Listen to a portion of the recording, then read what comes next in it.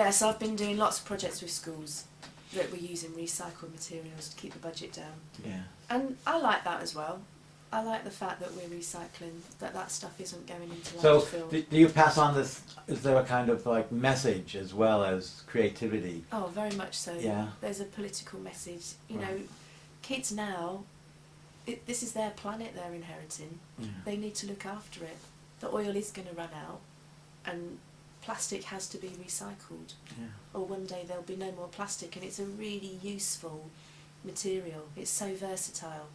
So we need to keep it. Once we've finished with it, we can't chuck it to landfill. We need to use it again, because plastic can be recycled. And that's what we need to be doing. And, you know, lots of kids, they're growing up in a disposable culture. It's really important they get the message that life isn't disposable. Our resources aren't disposable. We need to reuse as much as we can. So that message is always, even if the children are 3, that message is built in a gentle way. And teachers have supported it by reading storybooks about recycling and the environment with classes while I've worked with them. And Have you done any work with the Alternative Technology Centre then? I have. I used to do a lot of their workshops, their SAS workshops, Sustainable Schools workshops. Yeah. And we developed paper making. They had the eco plastics recycling going, and I worked alongside them with that. We'd go out into schools, we'd have schools come in. Right. It was great, but obviously there's less money about, so Yeah. there's less work about there as well. Right. But no, at one time there was thriving workshops there. Right. So, are you doing anything else besides the school's workshops then? I've gone back to retrain. I'm retraining as a counsellor, Right.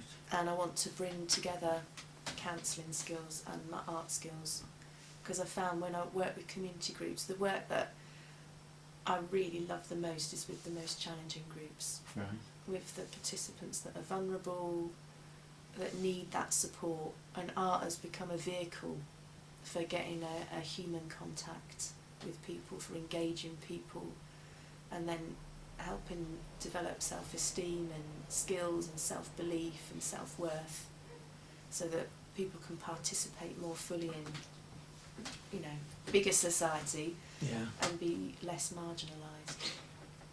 Well, you were saying earlier how you thought art could keep you healthy, and that aspect of the NHS is maybe there is some funding there.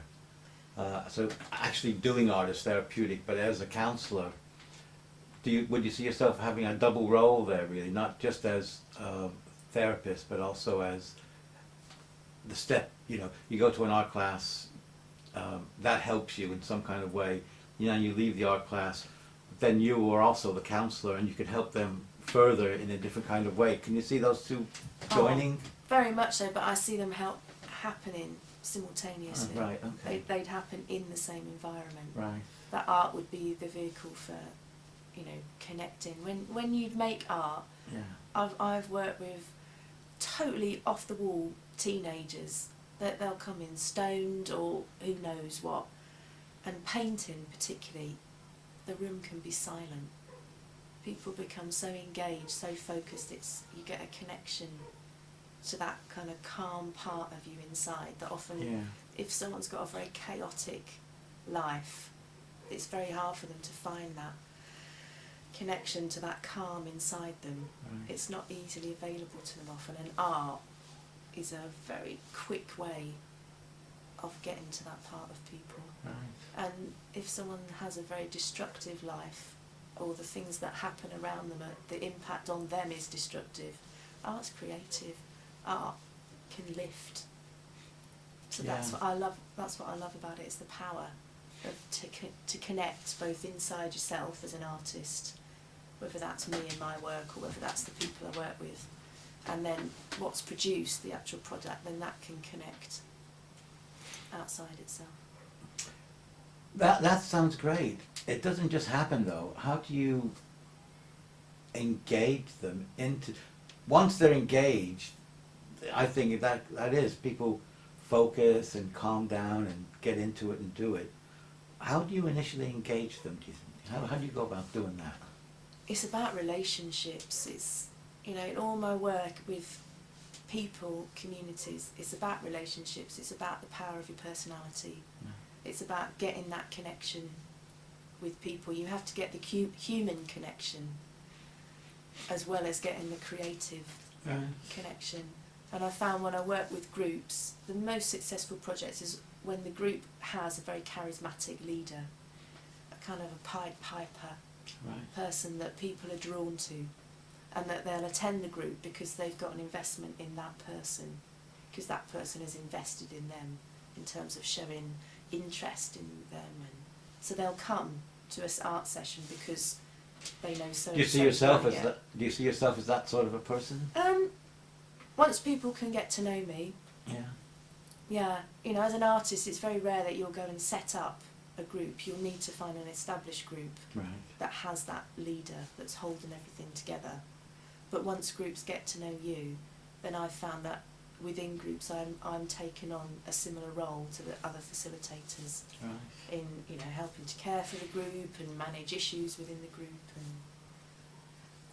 this kind of charismatic personality sort of aspect of things, from your personal point of view, do you think like being in the Buddhist monastery and then being in Africa and having that kind of countryside, quiet, isolated, almost spiritual lifestyle, does that all come back to the fore then when you're working with people? Completely. Yeah. Completely. You know, I think when you're a creative person, your life can be very bitty. You don't follow a traditional career path.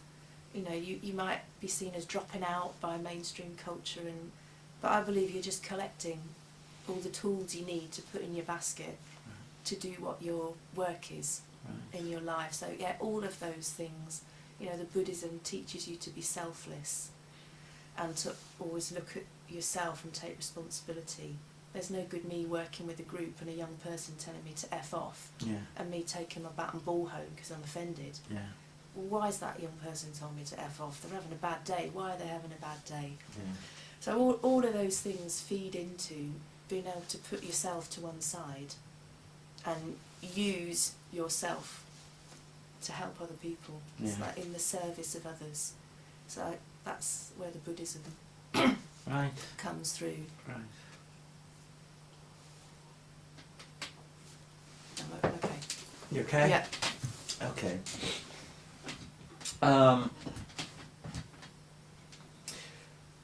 I'd like to ask you about now, really about other artists in Hebden Bridge and around this area, because there seems to be lots of people, and I would have thought you would know a lot of them. And I'm not asking for tales behind people's backs, but what do you think of the creative scene around here then?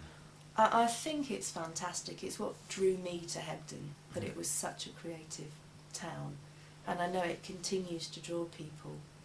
And I love the fact there's so many creative people in this town. It's a great support system for the creative people that are here to be with like-minded others, and it also, you know, pulls in other stuff to the town that helps the town economically.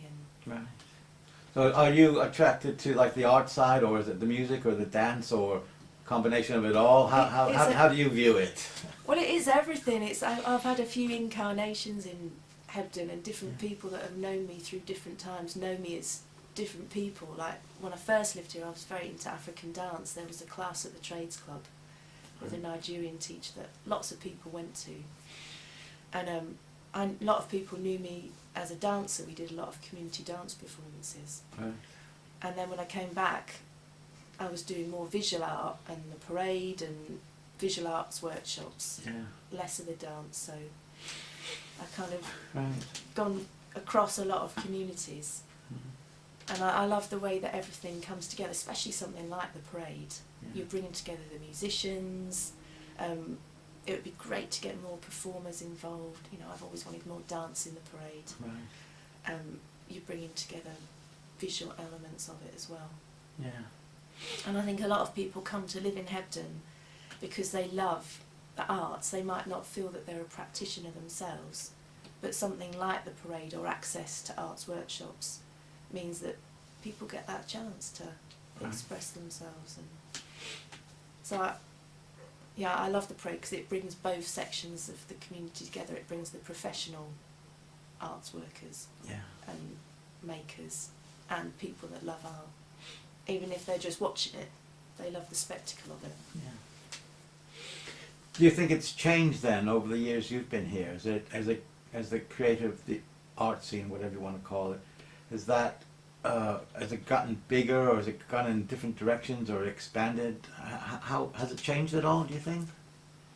Yeah, I feel like everything has changed everywhere, and of course everything will have changed in Hebden. You know, Hebden used to be quite a cheap place to live. Yeah, house prices now make it quite an exclusive. Yeah. You know, I couldn't afford to move here now. A lot of us who are incomers, you know, people that were born here can't afford to stay here, which saddens me a lot. I live on Dobnays, so there's a lot of people who are my neighbours that are born and bred Hebden. I'm very aware of how incomers, like myself, have pushed up the house prices. Yeah. And that's what has happened to me in London. I had to leave London. I can't live near my family because I can't afford to. Yeah. And I see that happening in Hebden because of displacement of people. So that now my neighbours' kids might not afford houses in Hebden. They get pushed to Halifax or Burnley or... Mm-hmm. So I'm always aware of that edge in Hebden, of the impact that the creative community has had on the Indigenous community. Yeah. It's changed Hebden a lot. But part of that change, back in the sort of 60s, 70s, early 80s sort of period, Hebden was a dying town. Yeah. And those people who came in revitalised it. Oh, very much so. And then there's been successive waves of other people coming in, which, like you say, have pushed all the house prices in particular, but the living costs as well up. And the shops as well. There's if you need a practical shop, you almost have to go somewhere else because in Hebden you won't find them. I know. Well, I told the owners of Bonsal's only the other day, the day you close down, I'm leaving Hebden.